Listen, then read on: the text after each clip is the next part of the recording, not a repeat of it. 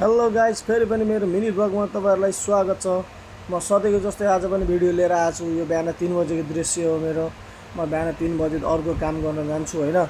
त्यो काम गर्न गएको बेला अनि अब सामान लोड गरिसकेपछि चिया दोकानमा पुगेँ। एक कप चिया खाएर मुड फ्रेस बनाएर बस्नु पर्यो भनेर सोचिरहेको थिएँ। चिया खाँदै खाँदै गाडी आउने पनि बेला भइसक्यो जस्तो लागिरहेको थियो मलाई। तर पनि अब आए पनि आओस् है, अब चिया चाहिँ खानै पर्छ, नखाइकन हुँदैन चिया। टक्कसँग चिया खाइसकेपछि अनि अब गाडीको आस हेर्दै थिएँ, बाटोमा आउँछ कतिखेर आउँछ कतिखेर आउँछ भनेर पर्खिँदा पर्खिँदा पर्खिँदा पर्खिँदा 3 बजेदेखि पर्खेको। अनि बल्ल गाडी आइपुग्यो। उयो लाइट बलिरहेको चाहिँ हाम्रो गाडी आइरहेको। अब त्यो गाडीमा म पेपरभित्र हालिसक्छु।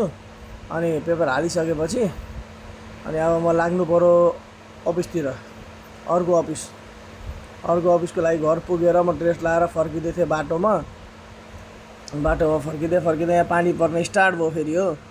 विराटनगरको मौसम यस्तो गजब भएको छ केही दिनदेखि, साह्रै राम्रो लागिरहेछ। मधुरो घाम हुन्छ, पानी पर्छ, घरि चिसो हुन्छ होइन, घरि अँध्यारो बादल आउँछ, पुरै अर्को मौसम क्या। नहुने मौसम विराटनगर भइदिरहेछ। अब यो साउन महिना लगाएर हो कि बा। अनि म यसो गर्दै गर्दै महेन्द्र चोक पुगिसकेको थिएँ। त्यहाँदेखि शिवजीको मन्दिर पनि पुगिसकेको थिएँ। अफिस जान म लागिसकेको छु, युनिफर्महरू सबै लगाएर। अनि त्यस पछाडि म अब अफिस त जानु पऱ्यो। बरगाछी पुगिसकेँ। बरगाछीबाट अब यहाँ राधाकृष्ण मन्दिर, रामरमन मन्दिर, अनि अफिस लागिसकेँ। अब अफिस पुग्न केही समय बाँकी छ। ठ्याक्क अफिस पनि पुगिसक्यो। मेरो काका पनि निस्किँदैछ होइन। अनि अफिसमा गएर म थम लाउँछु होइन, ड्युटी आयो भनेर थम लगाइसकेँ। अनि अब निस्किनु पऱ्यो भनेर सोचिरहेको थिएँ होइन। आज के खाएको छु नि के खाएको छु, एक कप कफी त हान्नै पर्छ। अनि कफी खान बस्यो, एउटा कफी बनायो आफै। अनि कफी खाँदै बस्दै अब आज कहाँ कहाँ जानुपर्ने हो थाहा छैन। फोन आयो, त्यहीँ जानुपर्छ, मान्छे पुऱ्याउन ल्याउन होइन, सबैलाई ल्याउनुपर्छ। अब हाम्रो अफिसको वर्कर दाइहरूलाई, सरहरूलाई पुऱ्याउने ल्याउने। अब फोन आयो भने जहाँ आयो भने त्यहीँ जानुपर्छ हामीलाई चाहिँ होइन। हामीलाई त्यही भनेर राखेको। अनि म निस्केँ। अब सरहरूसँग निस्किनु पऱ्यो, म सरहरूलाई पुऱ्याउन। उहाँहरूलाई पुऱ्याएर म फेरि फर्किनुपर्छ। उहाँहरूलाई पुऱ्याएर म फर्किसकेपछि अनि खाना खाने टाइम पनि भइसक्यो। अनि म यता घरतिर पनि आइसकेको थिएँ। अब खाना खानु पऱ्यो भनेर बसिरहेको थिएँ। खाना कतिखेर ल्याइदिन्छ भनेर पर्खिरहेको थिएँ। अनि खाना पनि टक्कसँग आइसक्यो। आज मङ्गलबार थियो, मेरो सादा खाना हुन्छ मङ्गलबार। म माछा मासुहरू केही खाँदिनँ। अनि छिटो खाना खाएर अब ढिलो पनि भइरहेछ अफिस जान। छिटो खाना खाएर म अफिसतिर लाग्नुपर्छ भनेर स्पिडमा खाइरहेको थिएँ। हातै चल्दैन यार, स्पिडमा खाना खोज्दा त थाकेर हो कि हात दुखेर हो, मजाले हातै चल्दैन। अनि एक सर्ट खोर्सानी पनि टोकिदिउँ न भनेर अलिकति एनर्जी आउँछ भनेर टोकेको। सानो पिरो थिएन यार, त्यो खोर्सानी हेर्दा मात्र पातुलो थियो, तर साह्रो पिरो थिएन। अनि खाना खाँदै खाँदै सोचिरहेको थिएँ अब आजको फेरि गयो भने अहिले कहाँ कहाँ पठाउँछ। अफिसतिर म अब लाग्न रेडी भएँ। खानासाना खाइसकेँ, म मुखसुख पुछेर अफिसतिर लाग्न रेडी भएँ। म निक्लेको घरबाट। अनि बुढीलाई भनेको अरे मेरो यो कुकुर होइन जो यसलाई पनि ल जो बाई भने। अनि मेरो बुढीलाई पनि मैले अब भन्नु पऱ्यो म गएको है भनेर। ल उसले कपडा सुकाउँदै थियो, म गएको है भनेर म हिँडेँ, बाटोमा निस्किसकेँ। अनि मेरो धन्नो पनि त्यहाँ रेडी छ फेरि हो। अब हामी निस्किन, म चाहिँ निस्केको अब गाइज भन्दै निस्केको। मौसम यस्तो हेरेको कस्तो दामी रहेछ क्या मौसम। फेरि सरर हावा चलिरहेको चिसो मौसम क्या। विराटनगरमा नहुने मौसम जस्तो लागेको थियो मलाई, तर मौसम चाहिँ गजबको थियो। म घरबाट निक्लिसकेको, अब अफिसतिर फेरि फर्केको लन्च गरेर। अफिसमा जाँदैछु। यहाँ टक्कसँग म हाम्रो घरको बाटो यो चाहिँ अब यो हाम्रो क्रस भइसकेपछि म हाइवे निस्किन आँटेको छु। यो महेन्द्र मोरङ कलेजको बाटो हो। त्यहाँदेखि म अब हाइवे निस्किसकेँ गाइज।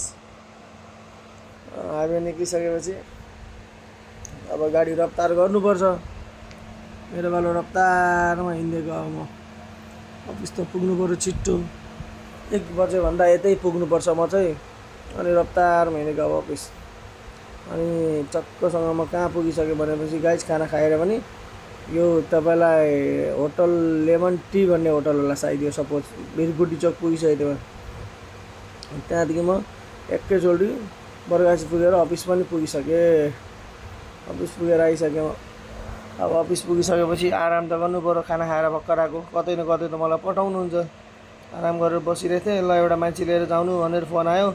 हाम्रो दाइलाई चाहिँ यहाँ म पुऱ्याउनु गएको, यहाँ ठुलो रिजर्भ ट्याङ्क बन्दैछ, त्यही पुऱ्याउनु गएको दाइलाई चाहिँ। दाइलाई पुऱ्याइसकेपछि म फर्किने व्यवस्था गर्नुपर्छ। अनि यस्तो हेरेको अगाडिको आकाश, आम्मामा कस्तो दामी देखेँ क्या। सेम बादल हिउँहरू कस्तो हुन्छ नि उता पाहाडतिर त्यस्तो। फेरि बाटो यस्तै चिप्लो छ यहाँ। यता जानु खोज्छु उतैतिर गाडी जान्छ, खेततिरै छिर्न खोज्छ गाडी। खाल्टाखुल्टी चिप्लो बाटो, सानो चिप्लो छ नि यो बाटो। गाडी नै चिप्लेर कता कता कता जान खोज्छ। एउटा हातले मोबाइल पक्रिरहेछ, एउटा हातले ह्यान्डल कन्ट्रोल गर्दै। अब त जानै पर्छ, अब बाटो चिप्लो भए पनि जे भए पनि भनेर टक्कसँग दाइलाई पनि मैले यहाँ पुऱ्याइसकेको छु। यही हो हाम्रो रिजर्भ ट्याङ्क बनिरहेको। दाइलाई पुगाइसकेपछि दाइलाई दाइ एउटा त साइन तपाईँले हान्नुपर्छ, यहाँ तपाईँलाई अफिसबाट यहाँ ल्याएको, म यहाँबाट फेरि अफिस जाने भनेर दाइले पनि साइन हानिदिनु भयो। अनि म पनि अब बाटोको नजारा भ्यू हेर्दै जानु पऱ्यो भनेर अनि लागेँ म पनि अफिसतिर। अब मौसम चाहिँ आजको जे होस् गजबको छ क्या। यहाँ सबैले धानहरू पनि रोपिसक्नु भएको छ। अनि अफिसतिर लागेँ म। लाग्दैछु अफिसतिर। त्यस पछाडि म एकचोटि रोकेर फेरि अलिकति बनाउँ न भिडियो, यताउति गरेर घुमाएर क्यामेरा बनाएको। अनि म यता अब लाग्न चाहिँ म तयार भएको अफिसतिर। अफिस पनि म पुगिसकेँ। अब यस्तै गर्दै गर्दै गर्दै गर्दै कतिखेर 9:30 पनि भइसकेको थियो। 9:30 भइसकेपछि म चेकआउट गरेर अब घरतिर लाग्नु पऱ्यो भनेर म घरतिर लाग्न पनि तयार भएँ। म र अनि एउटा काकाको ड्युटी थियो, उता गइसक्यो। म पनि अब यता घर लाग्नु पऱ्यो। अनि 9:30 बजी अफिसबाट हिँडेको, करिब घर पुग्नु मलाई ठ्याक्क 10 बज्छ। त्यहाँदेखि चार्जिङ स्टेसनमा गाडी चार्ज लाउनुपर्छ। मैले चाहिँ चार्जिङ स्टेसन चार्ज लाउनु अब म हिँडेको। अनि बाटोमा छु। अब यता बरगाछीभन्दा अगाडि पुगिसकेको छु म। गाडी चार्जिङ स्टेसनमा चार्ज लाउनुपर्छ, त्यहाँदेखि मलाई हिँड्दै जानुपर्छ। अनि म अँध्यारो भइसकेको छ। मेरो लाइट पनि बिग्रेको के हो बोल्दैन मजाले। अनि छेउछेउ गर्दै हिँड्दै म फाइनली पुगिसकेँ guys. Thank you for watching.